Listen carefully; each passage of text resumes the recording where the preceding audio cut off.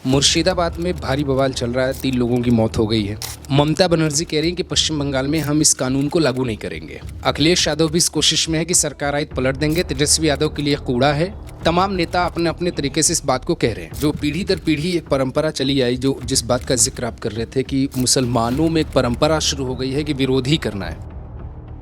मुसलमान एजेंडे का शिकार हो रहा है और हर कानून पे उनको जो है विरोध के लिए खड़ा किया जा रहा है। मुस्लिम नेताओं में होड़ मची है। राहुल गांधी बोले कि अल्पसंख्यकों का सवाल जो है कांग्रेस को बिना डरे उठाना है। जो पासमानदा मुसलमान और पिछड़े मुसलमान जो वंचित रह गए, उनका जो लगाव है वो बीजेपी की तरफ झुकाव बढ़ रहा है। ये चीज क्या ममता बनर्जी, अखिलेश यादव या बाकी तमाम नेताओं को चुभने लगी है क्या?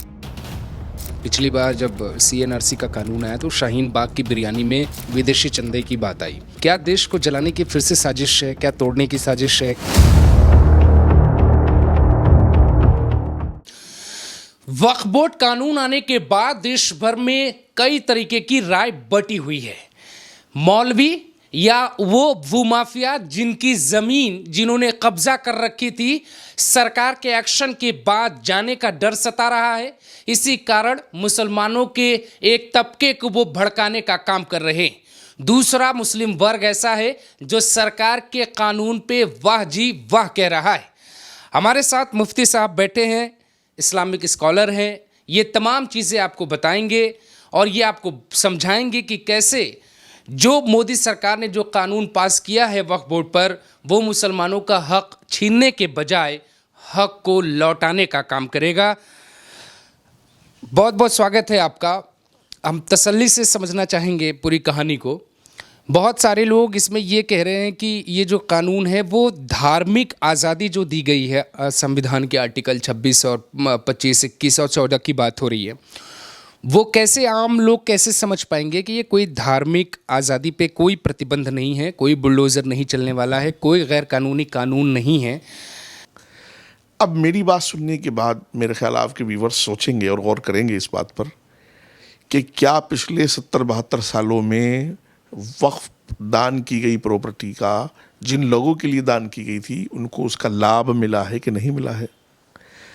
जब हम प्रॉपर्टीज़ की बात करते हैं तो हिंदुस्तान में रेलवे और डिफेंस के बाद वक्फ एक ऐसा डिपार्टमेंट है जिसके पास लाखों एकड़ ज़मीन है, लाखों दुकानें हैं, लाखों मकान हैं जिनका रेंट आता है। तकरीबन मुल्क के हर शहर में, हर बड़े शहर में प्राइम लोकेशंस पर उसकी ज़मीनें हैं। राजेंद्र सच्चर कमेटी की रिपोर्ट अगर आपको याद है तो राजेंद्र सच्चर कमेटी की रिपोर्ट में जहां मुसलमानों की पसमानदगी का, उनकी बदहाली का जिक्र किया गया है, वहां ये भी जिक्र किया गया है कि वक्फ को भी हमें ठीक करना होगा। जिस वक्फ से हज़ारों करोड़ रुपए इस मुल्क में आने चाहिए थे, वक्फ को आने चाहिए थे, वहाँ अब 10-20 करोड़ भी नहीं आ रहे हैं। आज की मैं आपको बता रहा हूँ, वक्फ की आमदनी 10 करोड़ से ज़्यादा नहीं है, जबकि कीमत उसकी लाखों करोड़ है और सर्कल रेट के हिसाब से मकानों का और दुकानों का किराया भी लगाया जाए तो वो भी हज़ारों करोड़ और सैकड़ों करोड़ में बैठता है। तो क्या हमने 70-72 सालों में अपने उस वंचित, पिछड़े, पसमानदा आदमी को उसका लाभ दिया है कि नहीं दिया है? और अगर जवाब आपका नहीं है, मिला है तो उसका रिकॉर्ड होगा, और अगर मिलने का रिकॉर्ड नहीं है तो जाहिर सी बात है मिला नहीं है। मिला नहीं है तो हमें उस पर मंथन भी करना होगा, हमें उस पर गौर व फिक्र भी करना होगा। क्यों नहीं मिला उसके कारण भी ढूंढने होंगे, और जाहिर सी बात है कि 70 साल का एक लंबा टाइम है तो फिर उसमें संशोधन और बदलाव की भी ज़रूरत है। मैं स्टेप बाय स्टेप कई चीज़ें बहुत क्लियर करूँगा। पहली चीज़ मैं ये क्लियर करूँगा कि वक्फ जो है, वक्फ के मैनेजमेंट के लिए स्टेट्स में कमेटियाँ होती हैं। हर स्टेट में एक कमेटी है जो वहाँ की गवर्नमेंट चलाती है। सेंट्रल में एक कमेटी है जिसका नाम हमने सेंट्रल वक्फ काउंसिल रखा हुआ है, उसको सेंट्रल गवर्नमेंट चलाती है। जो किसी भी स्टेट की वक्फ कमेटी है उसको हम वक्फ बोर्ड कहते हैं। उसमें किसी भी स्टेट में 12 से 15 मेंबर्स आते हैं। इस्लामिक स्कॉलर है, शिया है, सुन्नी है, मौलाना और मुतवल्ली कोटा, MLA कोटा, MP कोटा सब होता है। फिर उसमें से एक मेंबर को चेयरमैन चुना जाता है। और दूसरा जो सेंट्रल वक्फ काउंसिल की कमेटी है उसमें 25 के आसपास लोग तकरीबन होते हैं। उसमें भी राज्यसभा के मेंबर, लोकसभा के मेंबर, शिया कोटा, सुन्नी कोटा, इस्लामिक स्कॉलर, कुछ ऐसे भी थे कि जो कोटे उनको मिल नहीं पाए। लोगों को। जैसा कि इस सरकार ने ख़ास तौर से मुस्लिम महिलाओं का ख्याल किया है, तो वो स्टेट्स में महिलाओं का कोटा बढ़ाया है। 2 महिला जो है होनी चाहिए, सेंट्रल में 2 महिला होनी चाहिए। कुल मिलाकर मेरी बात यह है कि मैं ये कहना चाहता हूँ कि 2 कमेटियाँ हैं जो वक्फ बोर्ड का मैनेजमेंट संभालती हैं, स्टेट की एक कमेटी, सेंट्रल की एक कमेटी, ठीक है। वक्फ का रख रखाव इनकी जिम्मेदारी है। पिछले 70, 72, 73 साल जो भी गुजरे हैं, किसी स्टेट में या सेंट्रल में कोई एक भी चेयरमैन या एक भी मेंबर कोई गैर मुस्लिम नहीं रहा। ये बहुत पते की बात है। चेयरमैन भी मुसलमान, मेंबर भी मुसलमान, मुतवल्ली भी मुसलमान। फिर 70 सालों में ऐसा क्या हुआ कि सब कुछ मुसलमान होने के बावजूद भी सब कुछ इस्लाम के अंदर था, रख रखाव, मैनेजमेंट सब कुछ आपके पास था, और आप अपनी कौम को, किसी एक बेवा को मकान नहीं दे सके, किसी एक बच्चे को शिक्षित नहीं कर सके, किसी एक माजूर को कारोबार नहीं दे सके। वजह क्या है? वजह तो जाननी है, और वजह कौम को जाननी चाहिए। मेरा ख्याल जितना शोर, जितना वावेला हो रहा है इस बात के लिए कि संशोधन हुआ है, उससे ज़्यादा शोर और उससे ज़्यादा वावेला तो इसके लिए होना चाहिए कि 70 सालों में इस कौम के लिए बोर्ड ने क्या किया है। वो लाखों एकड़ वक्फ की प्रॉपर्टीज़ जिनसे बहुत कुछ इस कौम को मिलना चाहिए था, पिछले 70 सालों में वो क्या कर रही थी, जो ये कौम पसमानदा रही, इस कौम को शिक्षा नहीं मिल सकी। बजाय ये कि उनसे पूछा जाए, बजाय ये कि उनसे सवाल किया जाए, उस लीडरशिप को पकड़ा जाए, या जो देश में हुकूमत कर रहे थे उनसे बातचीत की जाए, अब तक उनसे बात करने की बजाय आप हम ही से पूछते हो कि भाई तुम वक्फ बिल की हिमायत क्यों कर रहे हो। जो बिल अभी आया नहीं है, लागू नहीं हुआ, आप उसके फ़ायदे हमसे पूछना चाहते हो, और ये बताना नहीं चाहते कि 70 सालों में क्या फ़ायदा हुआ है। तो कितनी नाइंसाफ़ी है, कितने जुल्म की बात है। ये तो बहुत गड़बड़ है भाई, ये तो इंसाफ का पैमाना नहीं है। 70 सालों का हिसाब देना होगा अगर आप हमसे घंटे का और मिनट का, हर घड़ी का हिसाब लेना चाहते हो। बहरहाल संशोधन होना चाहिए था। टोटल जो अच्छा, संशोधन भी किन चीज़ों को लेकर हुआ? जिन चीज़ों को लेकर शोर मचाया जा रहा है उनको लेकर संशोधन ही नहीं हुआ है। संशोधन भी सिर्फ रख रखाव को ठीक करने के लिए हुआ है। फॉर एग्जाम्पल, आमतौर से वक्फ बोर्ड के जो रेंट वाले लोग हैं उसमें एक बड़ी तादाद दुकानदारों में भी और मकानों में भी, एग्रीकल्चर ज़मीनों में भी वो गैर मुस्लिमों की भी है। तो अगर 2 गैर मुस्लिम बोर्ड में या कमेटी में सदस्य होंगे, सेंट्रल में और स्टेट में, तो शायद जो किराया नहीं आ रहा है, किराया बढ़ नहीं रहा है, दुकानों पे कब्जे हैं, तो ये दोनों मिल करके एक लड़ाई लड़ेंगे। उसमें हिंदू मेंबर्स भी होंगे, उसमें मुस्लिम मेंबर्स भी होंगे, उसमें गैर मुस्लिम मेंबर्स भी होंगे। अब गैर मुस्लिम का मतलब ये नहीं कि हिंदू ही हो, सिख भी हो सकता है, क्रिश्चियन भी हो सकता है, जैन भी हो सकता है, बुद्धिस्ट भी हो सकता है। 2 गैर मुस्लिम मेंबर होने ये तय हुआ है। तो मेरा ख्याल कमेटी में इससे पारदर्शिता आनी चाहिए, ट्रांसपेरेंसी आनी चाहिए, इंसाफ आना चाहिए। उसके बावजूद मैं मुसलमानों को समझाने के लिए ये डिटेल बता रहा हूँ। उसके बावजूद भी वहाँ 15 मेंबर हैं, यहाँ 25 हैं। अगर 2 गैर मुस्लिम मेंबर हो गए तो मेजोरिटी किसकी है? फिर भी मुसलमानों की है। अगर बात आप बहुसंख्यक अल्पसंख्यक की कर रहे हो तो बहुसंख्यक तो फिर भी मुसलमान है।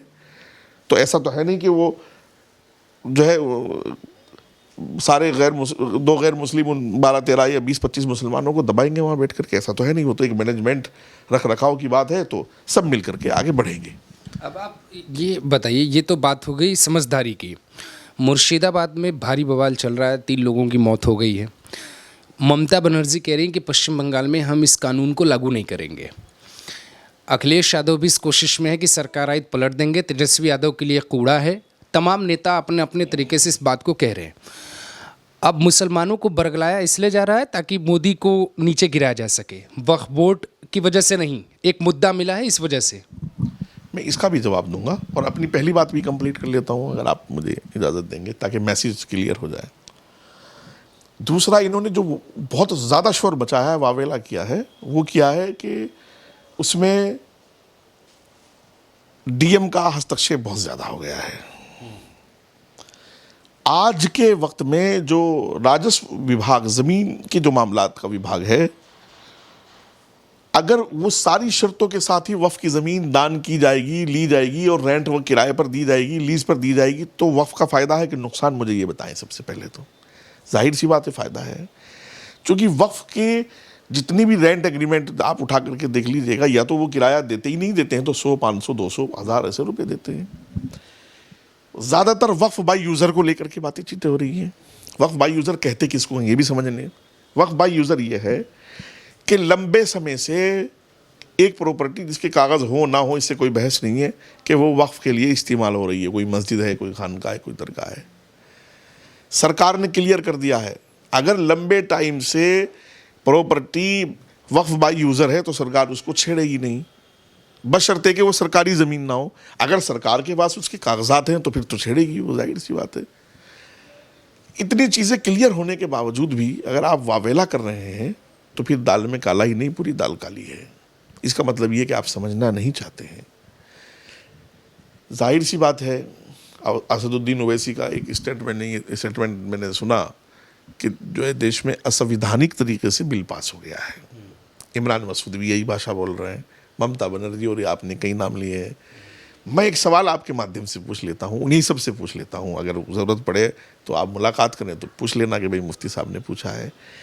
पिछले 70 सालों में वक्फ समेत जितने भी कानून में संशोधन हुए हैं, तो क्या वो जंतर मंतर पे हुए हैं या पार्लियामेंट में हुए हैं? पार्लियामेंट में हुए, तो ये भी पार्लियामेंट में। अल्लाह के लिए समझो मेरी बात यार, ये भी पार्लियामेंट में हुआ है। बहुमत था एनडीए के पास, उसके बावजूद जेपीसी का गठन किया गया और सांसदीय कार्य मंत्री श्री किरण रिजिजू जी को मैंने देखा, और श्री जगदम्बिका पाल जो जेपीसी के चेयरमैन थे, मैंने अपनी आंखों से देखा, जाके मिला, बातचीत की। कितनी बार मैं गया कि रात रात को 2-2 बजे तक जाग रहे हैं, मुस्लिम संगठनों से मिल रहे हैं, मुस्लिम स्कॉलर से मिल रहे हैं, और सबको एक एक आदमी को तसल्ली दी। 2-3 सवाल वहाँ ही आते थे, गैर मुस्लिम वाला आता था सबके सामने, और वक्फ बाय यूज़र वाला सबके सामने आता था, और ये डीएम वाला आता था। अच्छा, मैं अपने मुसलमान भाइयों से पूछना चाहता हूँ, आप अपने दिल पे हाथ रख के इंसाफ से बताएं यार, आप मजहबी इमोशनल ब्लैकमेल ना हो, मजहबी जज्बात को अपने ठेस ना पहुँचाएं, आप मजहब के नाम पर बाहर ना निकलें। दिल से सोचें कि जिस 70 साल में वक्फ बोर्ड के पास कोई हिसाब ही नहीं, अगर संशोधन हो रहा है कि आपको हिसाब ऑडिट कराना है, तो अच्छी बात है कि बुरी बात है? अगर ये कहा जा रहा है कि जो देश में राजस्व विभाग के कानून है उस हिसाब से वक्फ की प्रॉपर्टी लेन देन होगी, तो गलत बात है कि अच्छी बात है? आपको मेन स्ट्रीम में लाया जा रहा है, करप्शन को, चोरों के अड्डे को सोने की दुकान पर तब्दील किया जा रहा है, सोने की दुकान उससे बदली जा रही है, तो हमें खुश होना चाहिए कि धरने प्रदर्शन करने चाहिए? और ममता जी से मैं पूछना चाहता हूँ, मैं कई बार ये बात कह चुका हूँ और आज फिर कह रहा हूँ, मोदी जी ने पिछले 70 साल के कैंसर को 370 में 1 सेकंड लगी ख़त्म करने में। कश्मीर भी हमारा, पूरा देश, भारत महान। आज कश्मीर में खूब टूरिस्ट आ रहे हैं, खूब जा रहे हैं, खूब वाह हो रही है, खूब खुशियों की जो है वो बौछारें हो रही हैं हर तरफ से।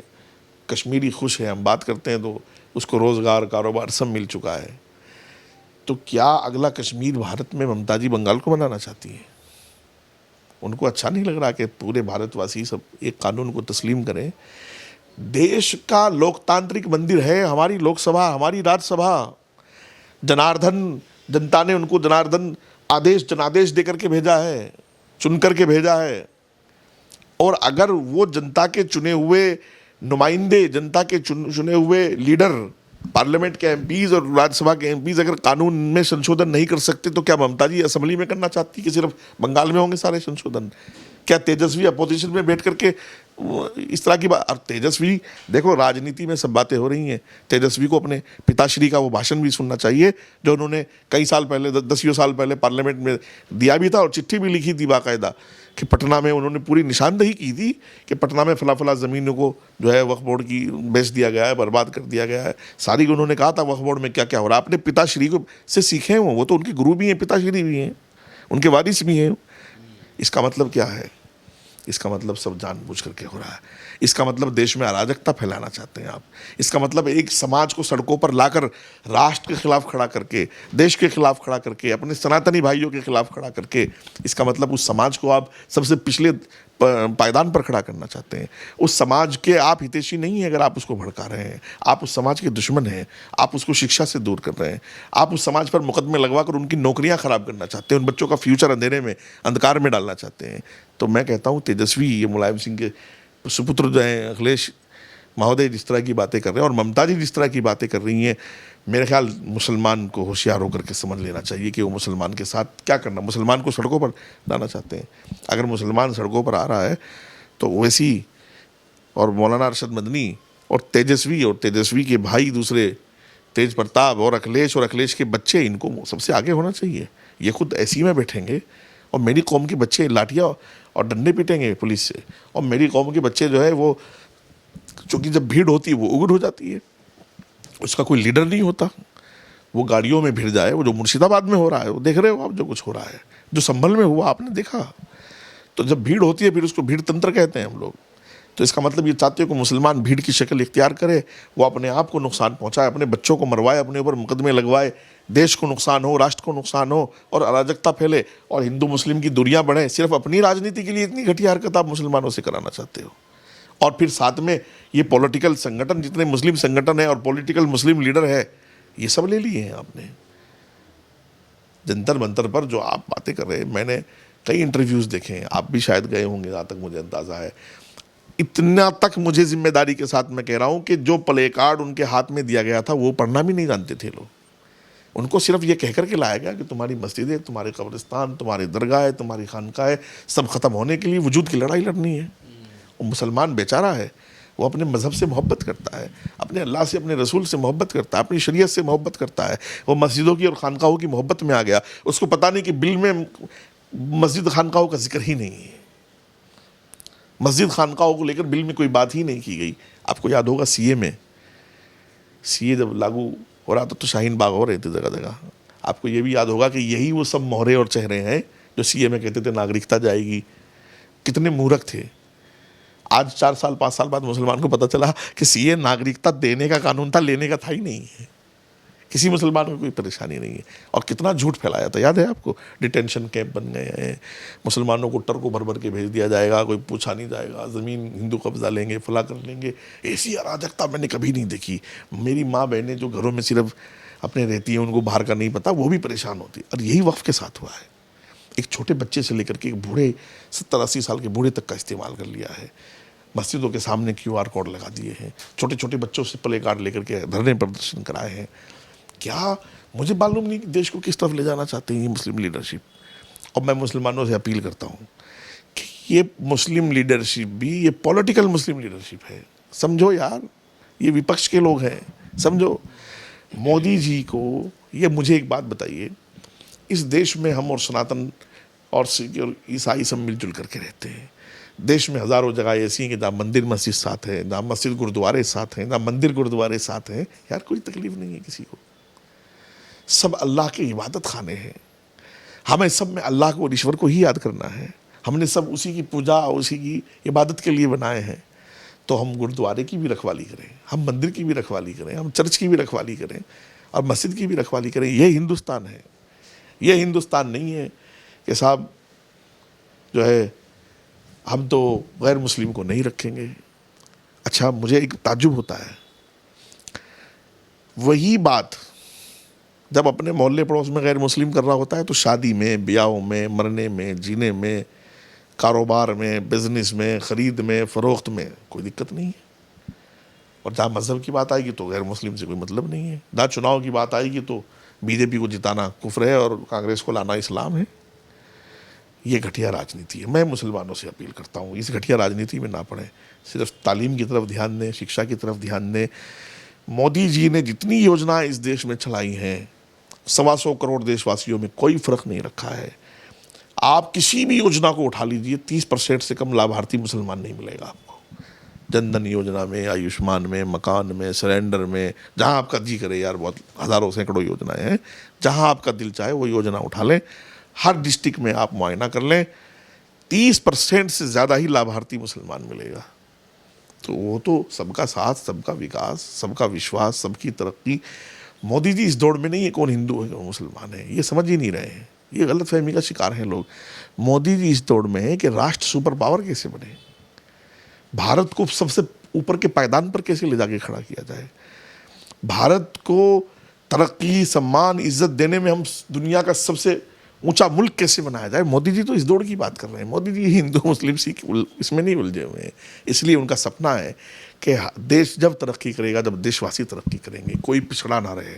ट्रिपल तलाक में उन्होंने माँ बहनों का पूरा कर्ज चुकाया है, उन्होंने सीए ला करके देश को सुरक्षित करने का कर्ज चुकाया है, उन्होंने 370 हटाकर कश्मीर और कश्मीरियों का कर्ज चुकाया है, उन्होंने जो है अब पसमानदा मुसलमानों के लिए ठाना है तो वक्फ में संशोधन करके गुलाम अली को राज्यसभा भेजकर, दानिश को मंत्री बनाकर यूपी में आज उन्होंने पसमानदा को आगे बढ़ाने की ठानी है। तो वो वोट की राजनीति नहीं करते, वो आगे बढ़ते जाएंगे।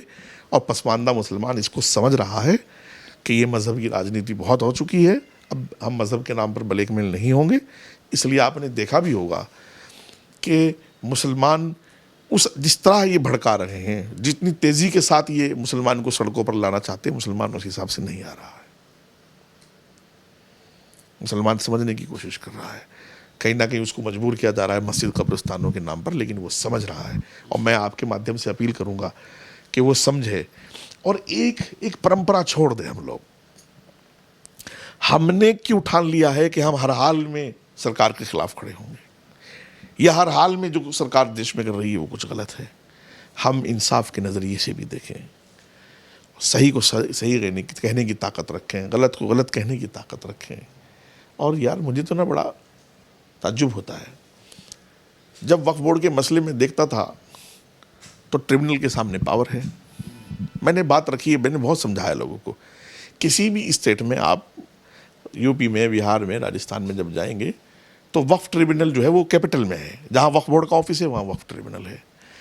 अब ये देखिए हमारा देश इतना बड़ा है कि स्टेट भी इतने बड़े बड़े हैं कि आप यूपी में लगाइए, लखनऊ जाने के लिए सहारनपुर, शामली, मुजफ्फरनगर का एक आदमी 600 किलोमीटर जाएगा ट्रिब्यूनल में केस करने के लिए। अगर डीएम कमिश्नर का हस्तक्षेप है तो बेचारे को जाना नहीं पड़ेगा, उसको ठेला उठाया डीएम साहब के यहाँ दरखास्त लगा दी जा करके। तो ये लैंड माफियाओं ने इसी का तो फ़ायदा उठाया। आपने वक्फ बोर्ड की दुकान, गरीब आदमी थे, आपने कब्जे जो है वो रेंट पर ली और सब कुछ, और लैंड माफिया ने आपसे जैसे भी कैसे वो हत्या ली। आप ट्रिब्यूनल जा नहीं सकते, वक्फ बोर्ड जा नहीं सकते, आपकी कोई सुनवाई नहीं है, और लैंड माफिया बैठ गया उस पर।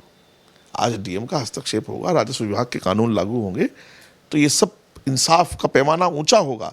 अच्छा, मैं एक बात ताज्जुब कर रहा हूँ, जब वक्फ के जितने मामला ट्रिब्यूनल जाते थे, अब अगर सरकार ये कह रही है कि आप हाई कोर्ट भी जा सकते हैं, सुप्रीम कोर्ट भी जा सकते हैं, और ट्रिब्यूनल का भी रास्ता खुला हुआ है, तो आप अपनी परेशानी बताइए क्या है।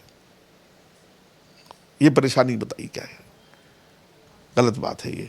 सरकार ने आपको और ज़्यादा इख्तियारात दिए हैं, वक्फ को और सही करने के और रास्ते खोले हैं। मेरा ख्याल आप ट्रिब्यूनल भी जाएंगे, हाई कोर्ट भी जाएंगे, सुप्रीम कोर्ट भी जाएंगे। और जो ट्रिब्यूनल वाले हैं ना, ये ट्रिब्यूनल हटाने की बात कर रहे हैं कि ट्रिब्यूनल से हटा दिया सरकार ने, ये कर दिया, ये लोग तो सुप्रीम कोर्ट गए हैं वक्फ में। और मैं आपको बता रहा हूँ, जब कल को ये सुप्रीम कोर्ट में हारेंगे, मैं एडवांस बता रहा हूँ आपको, तो ये बताएंगे कि सुप्रीम कोर्ट भी आरएसएस का है, विश्व हिंदू परिषद का है, बजरंग दल का है, वो तो हमारे खिलाफ फैसला आना था, जैसे राम मंदिर का आया। तो इसलिए समझने की ज़रूरत है, चीज़ों को समझना चाहिए। राष्ट्र हमारा है, देश हमारा है, हम सब देश के हैं। देश की तरक्की में शामिल हो, राष्ट्र की तरक्की में शामिल हो, और सरकार को सहयोग करें। संशोधन कोई लास्ट बार नहीं हुआ है। 2 साल, 5 साल, 6 साल जब कोई लगेगा आपको फ़ायदा नहीं हो रहा, तो आप हिसाब मांगना उन 5 सालों का, और अगले संशोधन की तैयारी कर लेना। तमाम बातें आप बता रहे हैं, जो पीढ़ी दर पीढ़ी एक परंपरा चली आई, जो जिस बात का जिक्र आप कर रहे थे कि मुसलमानों में एक परंपरा शुरू हो गई है कि विरोधी करना है। कल्याण सिंह से लेकर नरेंद्र मोदी तक आने वाली पीढ़ियों में योगी आदित्यनाथ का नाम मुसलमानों की ज़ुबान पे है, जब संभल का जिक्र आपने कर ही दिया है। ये जो बारीक लाइन आप मुझे समझा रहे थे कि मुसलमान एजेंडे का शिकार हो रहा है और हर कानून पे उनको जो है विरोध के लिए खड़ा किया जा रहा है। मुस्लिम नेताओं में होड़ मची है। अखिलेश यादव चाहते हैं कि उनके साथ मुसलमान रहे, राहुल गांधी चाहते हैं उनके साथ रहे। हर राज्य में मुस्लिम वोटर्स की डिमांड ज़्यादा है। तो क्या कहना चाहेंगे वोटर्स के साथ या मुस्लिम लोगों से कि क्या उन्हें जो है सिर्फ फ़ायदे के तौर पे लिया जा रहा है और फिर उन्हें नींबू की तरह उठा के फेंक दिया जा रहा है? कोई आपका सोचने वाला नहीं है, सोचने वाले सिर्फ नरेंद्र मोदी हैं। देखिए, मैं आपको बता दूं, जब आपने भी पूछ लिया तो मैं भी बता देता हूं आपको। मोदी जी हो या योगी जी हो, योगी जी पर यह मैं बात कर लेता हूं। चलिए, योगी जी क्या वोटों की राजनीति करते हैं? मुझे ये बताइए कि मुसलमानों ने भर भर करके जितना वोट, जितनी पैसा, जितना ताकत चुनाव लड़ने में जितनी हो सकती है, वो सारी 3 से 4 बार अखिलेश और मुलायम सिंह जी के लिए लगाई है और 3 से 4 बार मायावती जी के लिए लगाई है। और उसका परिणाम ये हुआ कि ये लोग मुख्यमंत्री बने, चाहे वो बहुजन समाज मुस्लिम फैक्टर रहा हो, चाहे MY फैक्टर रहा हो। मैं आपसे पूछता हूँ, क्या मुलायम सिंह जी ने या श्री अखिलेश जी ने या हमारी बहन मायावती जी ने कभी सोचा कि किसी डिप्टी CM या एक बार चलो CM मुसलमान को बना देते हैं? बताइए मुझे आप। कभी सोचा इन्होंने कि मुसलमान के बच्चे शिक्षित क्यों नहीं हो रहे हैं, मुसलमानों में माफियाज क्यों हो रहे हैं, मुसलमानों में मुकदमे इतने ज़्यादा क्यों हैं? अब मैं योगी जी पर बात कर लेता हूँ। आज योगी जी ने सबसे पहला काम उत्तर प्रदेश को लॉ एंड ऑर्डर देने का किया है। यूपी बहुत बड़ा स्टेट है, करोड़ों मुसलमान रहते हैं, तो अगर मेरे हिंदू भाई को उसका फ़ायदा हुआ है तो क्या मुसलमान को नहीं हुआ है? जिन मुसलमानों ने अपना आइडियल मुख्तार अंसारी को, अतीक अहमद को समझ लिया हो, योगी जी ने ये बताने की कोशिश की कि तुम्हारा आइडियल जो है वो APJ कलाम है, तुम्हारे आइडियल जो है वो अशफाकुल्लाह है, शहीद भगत सिंह है, शहीद अब्दुल हमीद है, तुम्हारे आइडियल ये भू माफिया, लैंड माफिया, अय्याश मक्कार, औरत माफिया लोग नहीं हैं। आज उत्तर प्रदेश में सड़कों का विकास हुआ है, आज उत्तर प्रदेश में सरकारी हॉस्पिटलों के हालात अच्छे हुए हैं, आज उत्तर प्रदेश में माँ बहन बेटी की सुरक्षा सुरक्षित हुई है, सुनिश्चित हुई है, तो क्या खालिस हिंदुओं की हुई है? मुसलमानों को उसका लाभ नहीं मिल रहा है। यूपी में जितने तरक्याती काम हो रहे हैं, अफसर टाइम से आते हैं, टाइम से बैठते हैं, काम करते हैं, करप्शन ना के बराबर है। जितनी भी खूबियाँ एक मुख्यमंत्री में होनी चाहिए, वो एक संत मुख्यमंत्री हैं। उनके लिए मुख्यमंत्री की गद्दी ही सर्वोपरि नहीं है, उनके लिए इंसाफ सर्वोपरि है, उनके लिए यूपी की जनता का प्यार उनका कुनबा है। तो अगर आज यूपी में बिजली अच्छी आ रही है तो क्या खालिस हिंदू महल्ले में आ रही है, मुसलमान में नहीं आ रही है?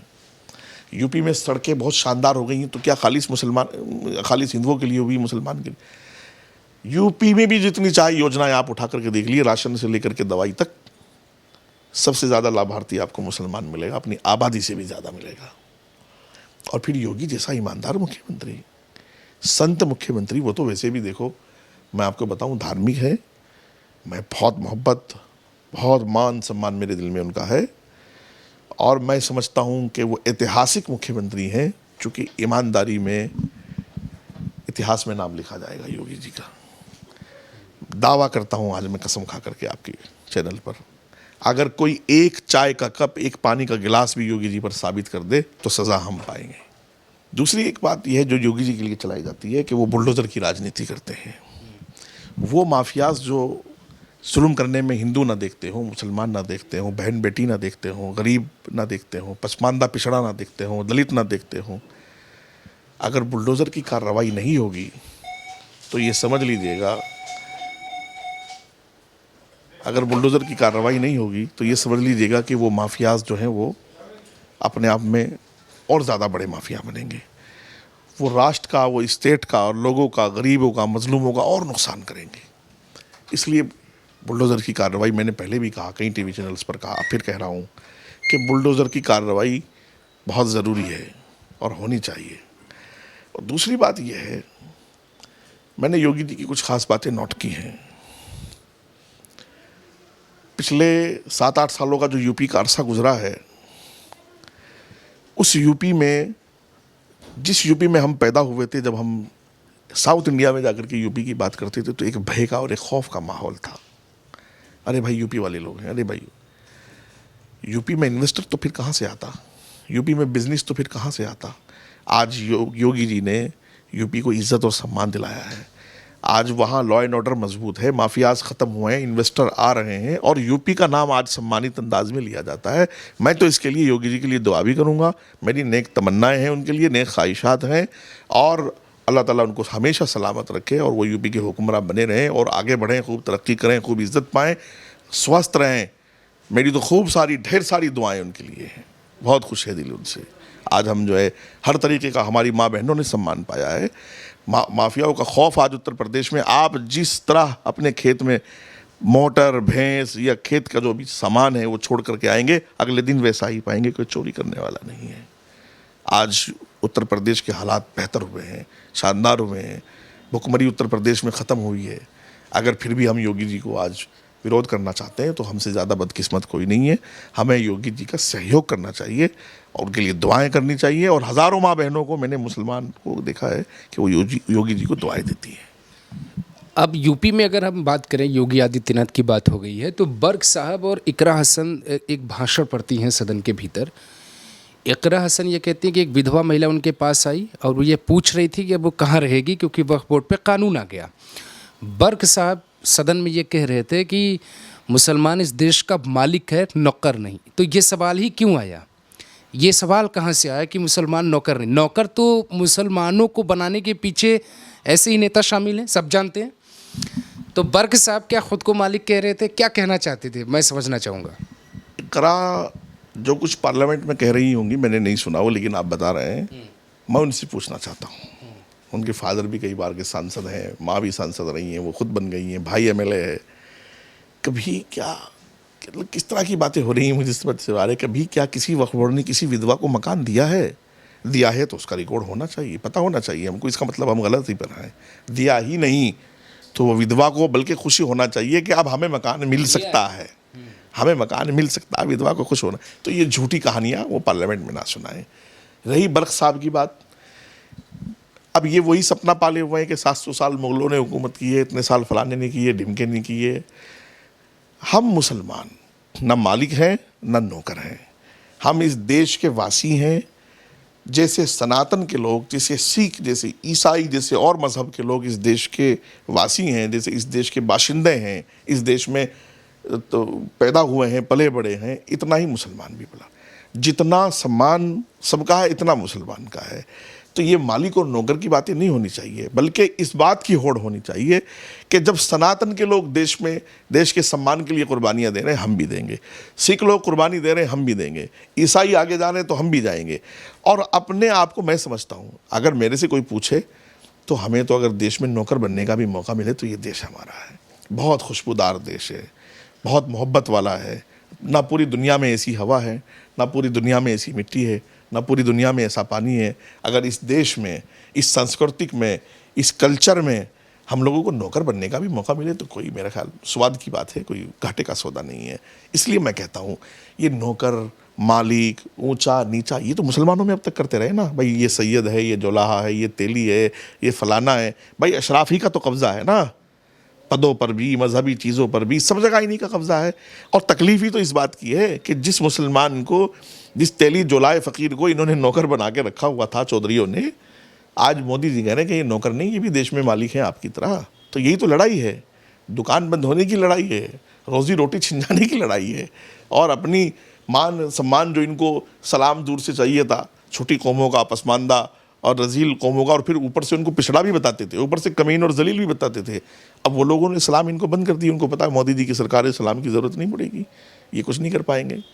इनके पास मुर्गे नहीं है, हमें उठा के ले जाए। लॉ एंड ऑर्डर है देश में, कानून है, हमें कोई उठा के ले जाएगा तो पुलिस उसको उठा के ले जाएगी। तो मुसलमान भी देखो, पसमानदा मुसलमान भी बहुत पीड़ित रहा है।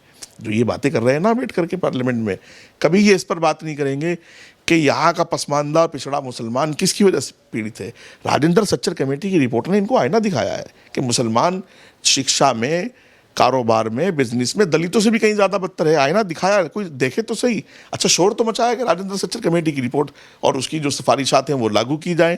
और जब वक्फ बोर्ड संशोधन में राजेंद्र कमेटी की जो सिफारिशात हैं उनका ध्यान रखा गया है, तो फिर ये वावेला कर रहे हैं। बहरहाल मैं देश के मुसलमानों से अपील करूँगा आपके माध्यम से, समझें, जैसे बिल आया था, जैसे सीए का मसला था, एनआरसी का मसला था, मुसलमान पहले पढ़ लें, बिल को देख लें। आजकल गूगल हो जाता है, आजकल यूट्यूब हो जाता है, और नहीं कुछ तो कम से कम इन्हीं लोगों से कहें कि भाई ऐसा है, विरोध भी कर लेंगे, कोई बात नहीं, पहले बिल ले आओ, हम पढ़ लेते हैं। और विरोध करना आपका अधिकार है भाई, कोई बात नहीं। ये तो देश लोकतंत्र है, जमहूरी देश है, डेमोक्रेसी से चल रहा है ना भाई। जिस देश में लोग प्रधानमंत्री को गालियाँ दे देते हों, जिस देश में लोग जो है अभद्र टिप्पणियाँ राष्ट्रपति महोदया के लिए कर देते हों, तो उससे ज़्यादा डेमोक्रेसी दुनिया में कहाँ हो सकती है? बाकी किसी देश में ये करके दिखाएं तो पता चले ना। तो इसलिए मैं मुसलमानों से अपील करूँगा कि वो इमोशनल ब्लैकमेल ना हो, वो पढ़ लें, पढ़ लिख करके विरोध करना भी आपका अधिकार है और मुआफ़क़त करना, मोहब्बत करना भी आपका अधिकार है। अच्छा, विरोध करने के भी तरीक़े होते हैं। कानूनी विरोध किया जाए, अच्छी भाषा में विरोध किया जाए, पढ़ लिख करके विरोध किया जाए, बातचीत से उस चीज़ को ख़त्म किया जाए। शाहीन बाग बना देंगे, कुर्बानी दे देंगे, लहू बहेगा, फलाना हो जाएगा, तो ये जिन्नावादी बातें ना करें। इनसे अब ये देश डरने वाला नहीं है। बहुत मजबूत प्राइम मिनिस्टर है ये, इन धमकियों से नहीं डरने वाला प्राइम मिनिस्टर। ये तो देश के लिए जीता और देश के लिए मरने वाला प्राइम मिनिस्टर है। आप मुझे ये बताइए, कांग्रेस वर्किंग कमेटी गुजरात में बैठक हुई, उसमें राहुल गांधी बोले कि अल्पसंख्यकों का सवाल जो है कांग्रेस को बिना डरे उठाना है। मैं ये जानना चाहता हूँ कि क्या पूरे देश में जो पासमानदा मुसलमान और पिछड़े मुसलमान जो वंचित रह गए, उनका जो लगाव है वो बीजेपी की तरफ झुकाव बढ़ रहा है, ख़ास तौर से नरेंद्र मोदी और योगी आदित्यनाथ और तमाम नेताओं की तरफ। ये चीज़ क्या ममता बनर्जी, अखिलेश यादव या बाकी तमाम नेताओं को चुभने लगी है कि अगर एक तबका उधर चला गया तो सियासी नींव उखड़ जाएगी?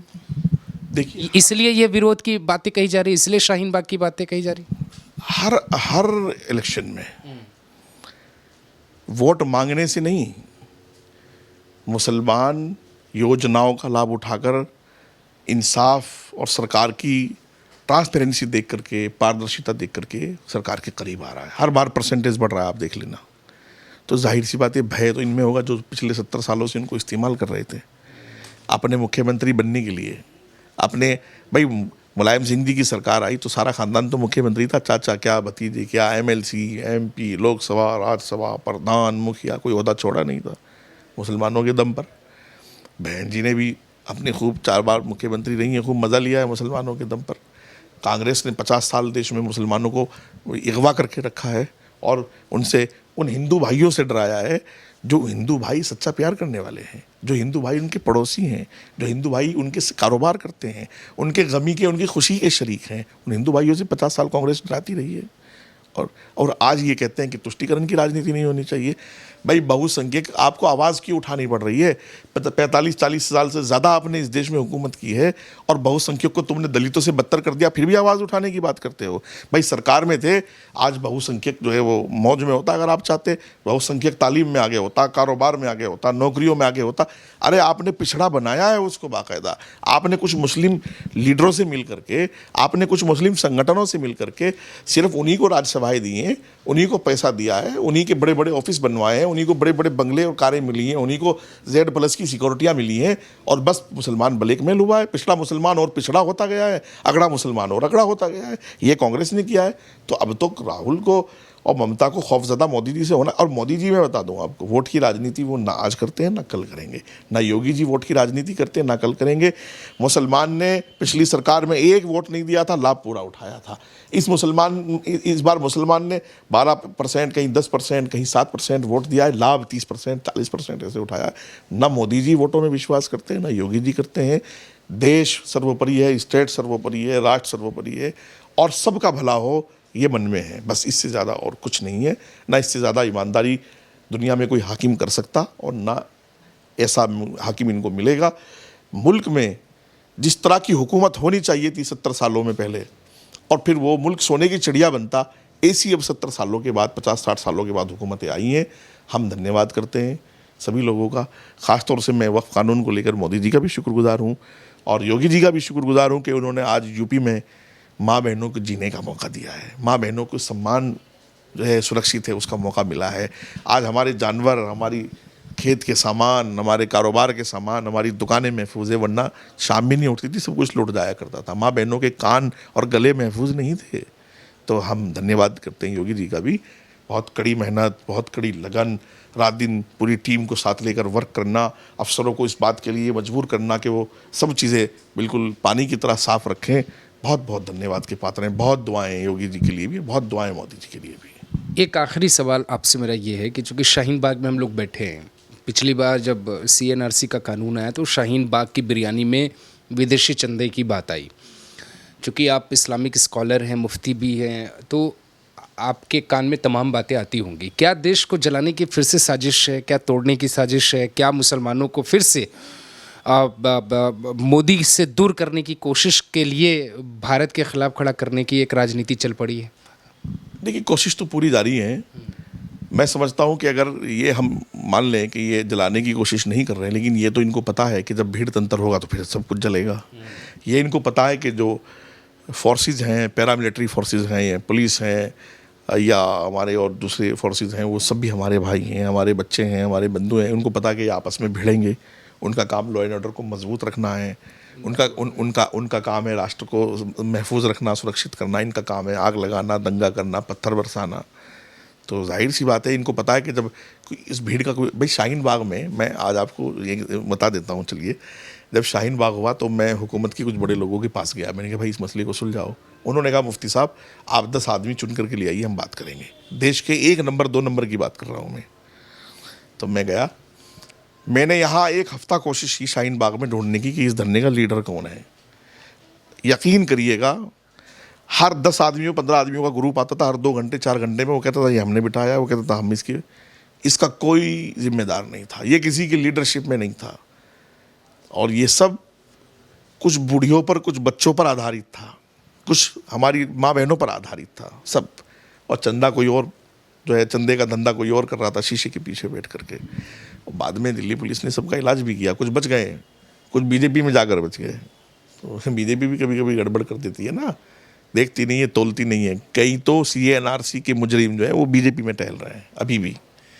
इसलिए मैं कहता हूँ विचारधारा को मेंटेन करना चाहिए। और विचारधारा जो है, विचारधारा एकदम से किसी की नहीं बदलती है। मैं पिछले 2006-07 से जो बातें कह रहा हूँ, आप रिकॉर्ड गूगल करके, यूट्यूब करके देख लीजिएगा, वही कह रहा हूँ। 1 सेकंड के लिए मैंने अपनी बात नहीं बदली। वरना ऐसे भी तो लोग हैं कि कल तक कुछ कह रहे थे और पूरी सख्ती के साथ कह रहे थे, और आज कुछ और कह रहे हैं और पूरी सख्ती के साथ कह रहे हैं। तो कैसे यकीन किया जाएगा? मैं 2007 में भी कह रहा था कि मोदी जी जो है वो अच्छे नेता हैं। मैंने 2007 में भी कहा, 2010 में भी कहा, 12 में भी कहा, 14 में भी कहा, 20 में भी कहा, 25 में भी कह रहा हूँ। मैंने 2014 से पहले, लोकसभा 2017 से पहले भी, जब योगी जी सिर्फ एक MP थे, तब भी मैं कहता था कि वो एक अच्छे नेता हैं, एक अच्छे साधु हैं, संत हैं। और साक्षी महाराज के लिए, उमा भारती जी के लिए मैंने सब हमेशा अच्छे शब्द इस्तेमाल किए हैं। मैंने लोगों को समझाने की कोशिश की है, संतों का भी सम्मान है। अगर हम अपने मौलानाओं का सम्मान करते, संतों का भी सम्मान करें। हम जो है गुरु ग्रंथ पढ़ने वालों का भी सम्मान करें। खालिस मजहब इस्लाम जो है वो अपने लोगों का सम्मान नहीं सिखाता, वो कहता सबका सम्मान है। तो इसलिए मैं हमेशा से ये बात कहता हुआ आया हूँ। तो देश को जलाने की साजिश तो है। क्यों है? कि आपको पता है कि भीड़ तंत्र का कोई ईमान नहीं है और आप उसको फोर्सेस से उलझाना चाह रहे हो। आप उसको, अच्छा मुर्शिदाबाद में क्या हो रहा है? आपके माथे पे तिलक है तो आपकी मौत है, आपके हाथे में धागा है तो आपकी मौत है, आपकी गाड़ी पर महादेव की, शिव जी की, किसी और की तस्वीर लगी हुई तो आपकी मौत है। ये नंगा नाच, और वो भी भारत में। कोई सोचेगा कि ऐसा हो सकता है? ऐसा तो कभी कश्मीर में भी नहीं हुआ था। वो हुआ होगा जब नरसिंहार पंडितों का हुआ, तब हमारी होश से पहले की बात है। आज ममता जी कानून की बातें कर रही है ना, मैं तो कहता हूँ राष्ट्रपति शासन लागू होना चाहिए। जो ममता जी कानून ना मानने की बात कर रही है, वो अपने गिरावान में क्यों नहीं झांकती कि हज़ारों सैकड़ों करोड़ की संपत्तियां जलवा दी, कितने लोग मर गए हैं, मुर्शिदाबाद का दंगा उनसे कई दिन कंट्रोल नहीं हुआ है, तो वो अपने गिरावान में झांके। और मैं कहता हूँ, देखिए अभी तहावुर राना का मसला चल रहा है, मैंने बहुत कीमती बात की, आपके चैनल से भी कह रहा हूँ। संजय रावत को सुन रहा था मैं, वो कुछ बातें इधर की उधर की कर रहे थे, बिहार चुनाव का। मुझे दिल पे हाथ रख के ईमानदारी से बताएं पूरे विपक्ष के लोग, क्या किसी स्टेट के या किसी देश के चुनाव से बड़ा है ये गंभीर मुद्दा नहीं है ये टेररिस्ट और आतंकवादियों का? अगर आज मोदी जी उसको भारत में लाकर सज़ा देना चाहते हैं, मैं ये देख रहा हूँ कि विपक्षी जो है यार, विपक्ष में बैठने का मतलब, अगर जनता ने विपक्ष में बैठने का जनादेश दिया, इसका मतलब ये नहीं है कि किसी मुद्दे पर एक नहीं हो सकते। यार तहावुर राना पर तो आपको एक होना चाहिए था। वो तो देश की सुरक्षा का मसला है, वो तो देश में बेकसूर लोगों के मर जाने का मसला है, वो तो हमारे ऊपर आतंकी हमला हुआ उसका मसला है। और आपने ये भी नोट किया होगा कि मोदी जी पूरी दुनिया में अमन की तस्वीर बने, वो यूक्रेन रशिया हो, वो चाहे दुनिया में फ़लस्तीन हमास हो, मोदी जी ने हमेशा अमन की बात की है और आतंकवादियों को पिछली सफ में खड़ा करने का काम किया है। कश्मीर से लश्कर-ए-तैयबा, हिज़्बुल मुजाहिदीन जैसे आतंकियों को ख़त्म किया है। और आज देखिएगा पाकिस्तान में जो कुछ बलूचिस्तान के मुसलमानों के साथ हो रहा है, मुस्लिम संगठन बोलेंगे नहीं उस पर, क्योंकि वो मुसलमान नहीं है इनके नज़दीक। लेकिन मोदी जी से वो आपने देखा होगा, वहाँ की वीडियोज़ में देखता हूँ, वहाँ की औरतें, वहाँ की बहनें, वहाँ की छोटी छोटी बच्चियाँ मोदी जी से भीख मांग रही हैं मदद की। तो इसलिए मैं कहता हूँ सोच समझ कर काम करें, ये भीड़ को ना लाएं। बातचीत के दरवाजे मोदी जी ने एनडीए में पूरी हिस्से, मतलब पूरा एनडीए ही की सरकार है, पूरा बहुमत है, उसके बावजूद वो जेपीसी गठन करके आपकी बातों को सुनना चाहते थे। सुना उन्होंने जेपीसी के थ्रू, फिर कानून लाए हैं। वरना ये कानून तो पहले भी वही लोकसभा थी, वही राज्यसभा थी, कुछ बदलने वाला नहीं था। बहरहाल मैं जो है चाहता हूँ कि बात जो है पढ़ लिख करके विरोध हो, शाहीन बाग ना हो, शाहीन बाग की बात करने वालों को अपना दुश्मन समझा जाए और सरकार की बातों को समझने की कोशिश की जाए। हर वक्त लड़ने के, हर वक्त पत्थर उठाने के मूड में ना रहें। पुलिस फोर्सेस के लिए भी मैं एक मैसेज देना चाहूँगा कि जो पुलिस फोर्सेस में लोग हैं वो भी अपने भाई हैं। हम अपने बच्चों को तो चाहते हैं वो पुलिस में भर्ती हो जाए, और जब वो आते हैं तो हम उनको पत्थर क्यों मार देते हैं? वो भी तो हमारे बच्चे हैं, हमें उनसे भी दया करनी चाहिए। किसी की माँ जो है इंतज़ार कर रही है, किसी की बीवी बच्चे इंतज़ार कर रहे हैं, वो भी किसी के बापू हैं, किसी के भाई हैं, उनकी भी बहनें राखी पर उनकी इंतज़ार करती होंगी।